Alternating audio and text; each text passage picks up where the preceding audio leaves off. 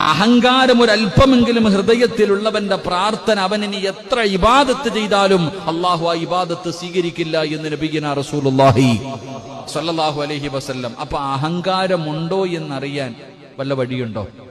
എല്ലാരും പറയും ഇല്ല. ഇല്ലേ? നമുക്ക് ആർക്കെങ്കിലും അഹങ്കാരം ഉണ്ടോ?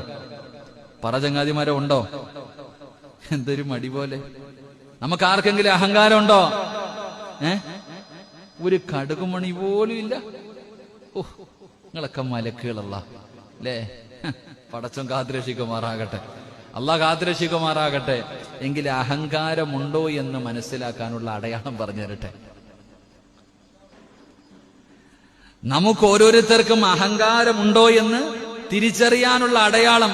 ഈ അടയാളം അറിയാത്തത് കൊണ്ടല്ലേ നമ്മൾ ഈ പറയണ ഇല്ലാന്ന്. ആ ഇല്ലാന്ന് പറയുന്നത് തന്നെ ഒരു അടയാളമാണ്. അഹങ്കാരമില്ല എന്ന് പറയുന്നത് തന്നെ മഹാനായി റസൂലുള്ളാഹി സ്വല്ലല്ലാഹു അലൈഹി വസല്ലമ തങ്ങൾ പറഞ്ഞു, ലാ യദ്ഖുൽ ജന്നത മൻ കാന ഫീ ഖൽബിഹി മിസ്കാല ദർറത്തിൻ മിൻ കിബരിൻ. ഒരു അണുമണി തൂക്കമെങ്കിലും ഹൃദയത്തിന്റെ അകത്ത് അഹങ്കാരമുണ്ടെങ്കിൽ അവൻ നാളെ സ്വർഗ്ഗത്തിൽ പ്രവേശിക്കില്ല എന്ന് നബി മുഹമ്മദ് മുസ്തഫ സ്വല്ലല്ലാഹു അലൈഹി വസല്ലമ തങ്ങൾ അവിടെ നിന്ന് പഠിപ്പിച്ചു തരുമ്പോൾ